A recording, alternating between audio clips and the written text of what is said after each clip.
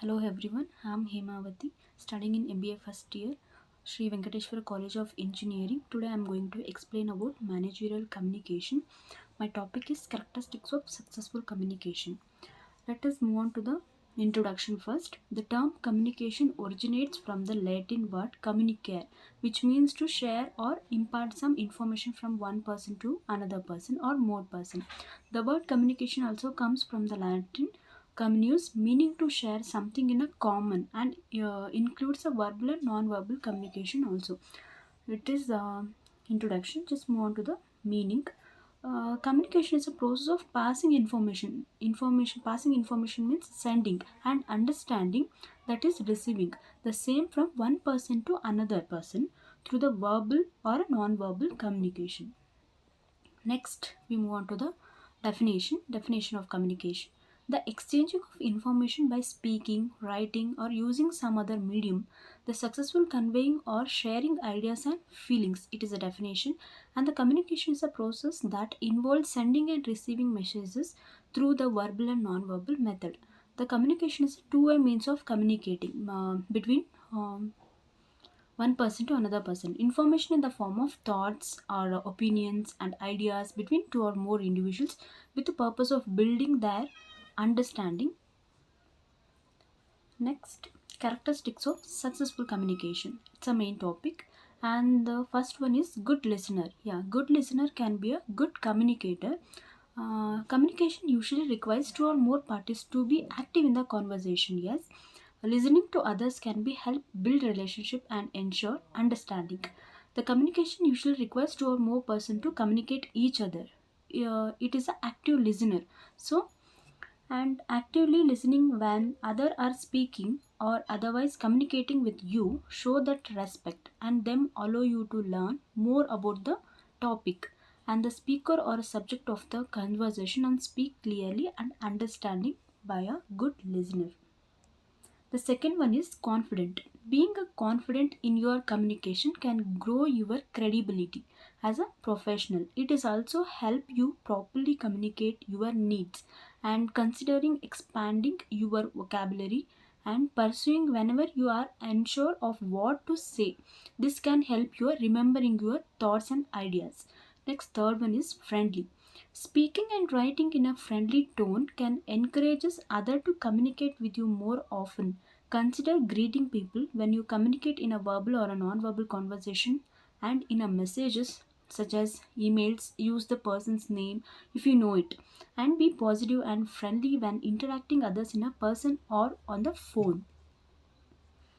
The fourth one is observant. Observing non-verbal communication such as body language, it's a very important aspect of communication. Recognizing your co-workers and customers body language can give you insight into how they are feeling. It can also help you determine how they feel about your uh, demeanor.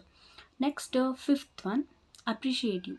Letting others know when you are thankful for their actions can help you motivate your team and improve their skills also. Providing verbal positive reinforcement also can help ensure that person you are praising or thanking continues their good practices. And the sixth one is polite. Being a polite in your written, verbal, and non-verbal communication can ensure that your intentions are clear. Consider kindly greeting others when starting the conversations, actively listening, and using good manners when interacting with others. This can also establish an excellent reputation and invites others to treat you politely as well. The seventh one is organize it. Try to organize your speaking points in emails and other forms of communication so others understand your extended purpose of interaction. You can communicate in a clear and organized manner by staying on the topic and creating a purposeful structure of your conversation and messages. Eighth one is sincere. Being genuine when you communicate with others can build a sense of trust and respect. Speaking with a sincerity involves sharing your feelings and opinions, which can encourage clear and meaningful interaction with each other, two or more persons. Ninth one is good judgment. Being able to decide the appropriate method and time of communicate with others can ensure peaceful and effective interaction. Consider the conversation you want to have and the right medium for your message. 10th one is respectful. Showing respect during your communications involves being polite and attentive. In order to convey your respect for someone who has speaking with, allow them to finish speaking before replying. Actively listening to other can also show that you respect them and their point of view.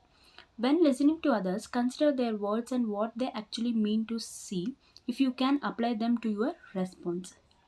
11th is honest. Great communicators are often dedicated to being honest. These practices can earn you a positive reputation and ensure that all workplace communication is accurate. And 12th one is reliability. Being a reliability communicator means that your co-workers and employees can trust you to start a conversation when you need it and respond effectively to others. Try to craft timely response when other contact you.